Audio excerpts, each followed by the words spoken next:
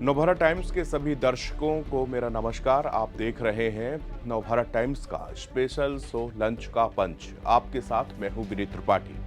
आज मेरे और आपके मन में कुछ सवाल हैं। वो सवाल ये हैं कि सोनम रघुवंशी ने ऐसा क्यों किया। राजा अगर पसंद नहीं था तो तलाक दे सकती थी, शादी ही नहीं करती। शादी हुए महज अभी 1 महीना भी पूरा नहीं हुआ और कथित तौर पर आपने किसी के घर का बेटा और भाई छीन लिया। सवाल यहीं तक सीमित नहीं है, सवाल भरोसे पर भी है, सवाल पति पत्नी के अटूट रिश्तों पर भी है, सवाल विश्वास पर चोट का है, सवाल बदलते रिश्तों की कहानी का है और सवाल यह है कि आखिर चुटकी भर सिंदूर, गले में मंगलसूत्र और अग्नि को साक्षी मानते हुए 7 फेरे क्या महज एक रीति रिवाज बनकर रह गए हैं। आम लोगों के मन में इस अटूट रिश्ते के प्रति डर और शक पैदा हो रहा है। एक्सपर्ट्स का कहना है कि पिछले दिनों जिस तरह से मामले ये सामने आए हैं उससे पुरुष वर्ग के दिमाग में एक तरह का फितूर जरूर पैदा हुआ है। अगर इसी तरह के मामले सामने आते रहे तो रिश्तों पर दरार और रिश्तों पर लड़ाई झगड़े बढ़ सकते हैं।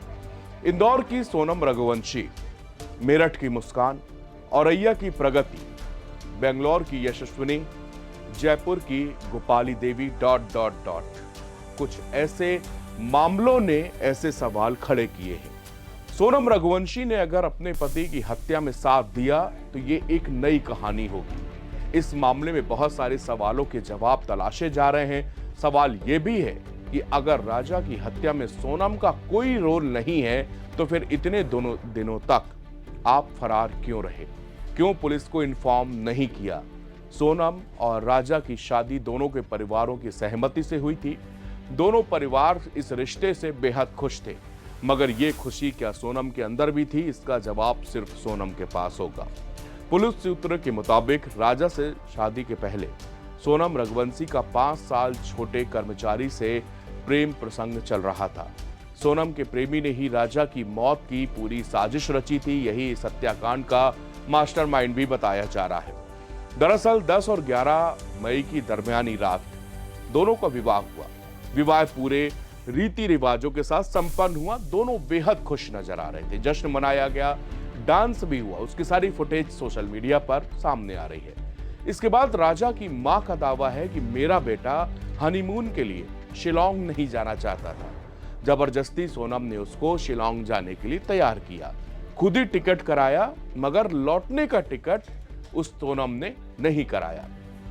एक मां जिसका बेटा अब इस दुनिया में नहीं है, वो न्याय की मांग कर रही है। मां का कहना है कि अगर सोनम दोषी है तो उसको फांसी की सजा मुकर्रर की जाए। सोनम के पिता ने इस बात को मानने से साफ इनकार कर दिया है कि उनकी बेटी ने अपने पति की हत्या कराई होगी। उनका कहना है कि मेरी बेटी बेगुनाह है, मेघालय पुलिस ने उसे फंसाने के लिए झूठी कहानी गढ़ी है। मामले में 4 संदिग्धों को हिरासत में लिया गया है, जिसका नाम है राज कुशवाहा, विशाल चौहान को इंदौर, जबकि आकाश राजपूत को इंदौर के पास और आनंद कुर्मी को बीना के बसारी गांव से पकड़ा गया है। पुलिस इनसे पूछताछ कर रही है। मेघालय के सीएम ने एक्स पर पोस्ट करके जानकारी दी कि इससे पहले मेघालय के सीएम कोनराड संगमा ने एक्स पोस्ट पर जानकारी दी थी कि वारदात में शामिल 3 हमलावरों को भी अरेस्ट कर लिया गया है। हमलावर मध्य प्रदेश के ही रहने वाले हैं। फिलहाल एक दूसरा हमलावर की तलाश जारी है। राजा रघुवंशी और सोनम रघुवंशी की शादी 11 मई को इंदौर में हिंदू रीति रिवाजों से संपन्न थी। परिवार खुश था, रिश्तेदार नवविवाहित जोड़े को आशीर्वाद दे रहे थे। 20 मई को दोनों शिलोंग हनीमून के लिए रवाना हुए। 22 मई को कपल ने नोंगरियाट गांव के शिपारा होम स्टे में रुके।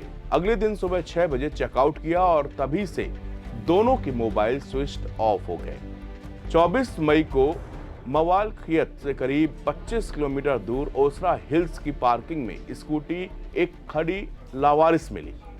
इसके बाद जंगल में राजा और सोनम का सामान मिला और 2 जून को राजा की लाश वहीं पे एक झरने के पास गहरी खाई में मिली। हाथ पर बने टैटू से राजा की पहचान की गई थी। 9 जून की सुबह 3 से 4 बजे के बीच सोनम गाजीपुर के नंदगंज इलाके में एक ढाबे पर पहुंची। वहां से उसने ढाबा संचालक का फोन लेकर अपने भाई को वीडियो कॉल की और बताया कि वो गाजीपुर में है। भाई ने तुरंत इंदौर पुलिस को इसकी सूचना दी, जिन्होंने गाजीपुर पुलिस से संपर्क किया। पुलिस मौके पर पहुंची और सोनम को वन स्टॉप सेंटर पर मेडिकल जांच के लिए तुरंत रखा गया। जांच में कोई भी चोट मारपीट का निशान नहीं मिला। पुलिस सूत्रों के मुताबिक सोनम का किसी युवक से प्रेम प्रसंग चल रहा था, जो शादी से पहले भी सक्रिय था। शादी के बाद भी दोनों संपर्क में थे। सोनम ने राजा को रास्ते से हटाने की साजिश रची और अपने प्रेमी के साथ मिलकर शिलांग में इस हत्या को अंजाम दिया। राजा की हत्या में कुल 4 लोग शामिल थे, जिसमें 3 इंदौर से पकड़े गए, जबकि एक आरोपी उत्तर प्रदेश से है। मेघालय के डीजीपी एल नोंगरांग ने पुष्टि की है कि इंदौर निवासी राजा रघुवंशी की हत्या में उसकी पत्नी सोनम समेत 4 लोगों को गिरफ्तार किया गया है। गाजीपुर से हिरासत में ली गई सोनम से पूछताछ जारी है। 22 मई को शिलांग के एक होटल के बाहर का सीसीटीवी फुटेज भी सामने आया था, जिसमें सोनम और राजा स्कूटी पर आते और एक बैग रखते हुए नजर आ रहे हैं। ये वो स्कूटी है जो बाद में लावारिस मिली थी। इसके अलावा 23 मई की दोपहर को 1:30 बजे सोनम ने राजा की मां उमा देवी से आखिरी बार बातचीत की थी। कॉल में सोनम ने कहा था कि मां, ये मुझे जंगलों में घुमा रहे हैं, झरना देखने हम लोग आए हैं। इसके आधे घंटे के बाद ही फोन बंद हो गया था। ऑडियो कॉल में सोनम मासूमियत से व्रत खाने की शिकायत और सांस फूलने की बात करती रही, लेकिन अब वही सोनम हत्या की आरोपी भी निकली है। इस तरह से सोनम और राजा की शादी का दुखद अंत तो हुआ। राजा की बेरहमी से हत्या कर दी गई और सोनम जांच के घेरे में है। इससे पहले शुरुआत में हमने जिन तमाम कांडों के बारे में आपसे चर्चा की है, उसमें भी का अंजाम भी यही हुआ। पति मारा गया और पत्नी सलाखों के पीछे है। इसके पहले मेरठ का कांड, जिसने बहुत खूब सुर्खियां बटोरी थी, मर्चेंट नेवी पे जिसका ऑफिसर था, वो अपने बच्चे के साथ में 2 दिन पहले किस तरह का जश्न मना रहे थे, माँ, पिताजी और मासूम बच्ची। इन सब घटनाओं में सबसे ज्यादा कौन सफर करता है? अगर दोनों की शादी हो गई और उसके बाद बच्चा हो गया, उसके बाद इस तरह की हरकतें हुई, तो सबसे ज्यादा सफर वो बच्चा करता है, जो कि मेरठ कांड में वो बच्ची, वो मासूम बच्ची 6 साल की, बार बार अपने पिता को, अपने माँ को पूछ रही है। ऐसे कांडों में दोनों के परिवार, अब सोनम और राजा, दोनों के परिवार आपसी में दुश्मन बन गए। सोनम जेल की सलाखों के पीछे जाएंगे, उनके साथ साथ इस हत्याकांड में जो शामिल हो गए वो सभी जेल में जाएंगे। कानून इस मामले में अपना काम करेगा, लेकिन इस तरह के मामले बढ़ क्यों रहे हैं? इसमें चर्चा बढ़ चुकी है। कई मनोवैज्ञानिक भी इस बारे में अपना वक्तव्य रख रहे हैं, कई एक्सपर्ट भी इस बारे में अपनी राय दे रहे हैं, लेकिन इस तरह से पति और पत्नी के बीच में हत्याकांड जैसे मामलों ने एक बार फिर से रिश्तों पर उंगली उठाई है।